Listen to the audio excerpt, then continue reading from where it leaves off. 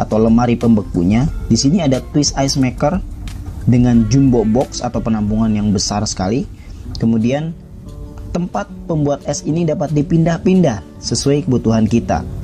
Di bagian belakang ada tulisan filter karbon untuk menyaring udara agar lebih segar dan tidak bau berlebih. Bodi kulkasnya sudah full insulation atau kokoh. Kita turun ke bagian bawah, ke bagian fridge-nya atau lemari pendinginnya. Kulkas Beko ada chiller atau tempat penyimpanan sementara daging atau ikan yang akan segera kita masak dengan suhu 0 derajat Celcius, baik untuk menjaga kandungan gizi dan nutrisi pada daging. Selain itu, chiller ini juga dapat dipindah movable ke bawah, tepatnya di atas box sayuran. Kemudian di bagian bawah ada kipas kulkasnya ya, dan ada generator ion di dalamnya yang memproduksi ion negatif untuk menetralisir bakteri dan virus yang ada pada makanan, sehingga bau makanan yang satu tidak berpindah ke makanan yang lain. Kemudian memiliki fitur canggih dual cooling. Kulkas ini memiliki 2 kipas dan 2 evaporator, sama seperti Samsung, hanya di Beko sudah ada di ukuran dari yang terkecil seperti ini. Kalau Samsung ukurannya besar semua, seri twin coolingnya saja. Apa sih benefitnya dengan dual cooling tersebut? Pendinginannya akan lebih stabil, lebih cepat, bau antara ruangan fridge dan freezer tidak akan bercampur. Di bagian sini juga terdapat carbon filter untuk menjaga udara di ruangannya tetap segar.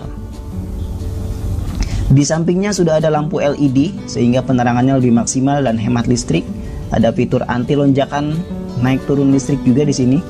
Kemudian di bagian sampingnya ada pengatur suhu kulkas yang sudah digital, sehingga suhunya akan presisi. Dan ini tombol untuk mempercepat pendinginan pada kulkas bagian atas atau freezer. Ini untuk mempercepat pendinginan pada fridge atau kulkas bagian bawah. Kemudian ini untuk mengatur suhu pada freezer, dapat dipilih dari minus 16 derajat sampai minus 24 derajat Celcius. Ini indikator error. Jika kulkas mengalami masalah, kode ini akan muncul.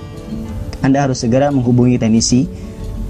Dan ini untuk mengatur suhu pada lemari pendingin atau fridge-nya. Kita bisa atur dari 8 sampai 2 derajat Celcius. Terakhir di bagian ini ada indikator pengaturan holiday mode. Ketika akan bepergian lama, kulkas kita setting ke menu ini. Suhu pada kulkas akan tersetting sekitar 16 derajat Celcius. Ketika kita pulang liburan nanti, buka kulkas, tidak akan ada bunga es atau bau freon. Kalau yang kontrolnya pengaturannya masih yang manual atau analog, yang digeser atau diputar, ada min, ada max doang seperti itu. Tidak ada pengaturan seperti ini. Tidak ada yang namanya fitur error atau error mode dan holiday mode seperti ini. Raknya sudah tempered glass, kuat menahan beban. Oh iya, chiller di atas bisa disimpan atau dipindah ke bagian sini ya. Dan ini yang paling penting dari kulkas Beko, yaitu laci sayur dan buah yang mampu menjaga kesegaran buah lebih lama. Dan Beko memiliki fitur yang namanya Everfresh Plus, yaitu box yang didesain khusus. Ada rongga di bagian sini ya untuk sirkulasi udara dinginnya, sehingga mampu menjaga kelembaban dalam ruangannya tersebut.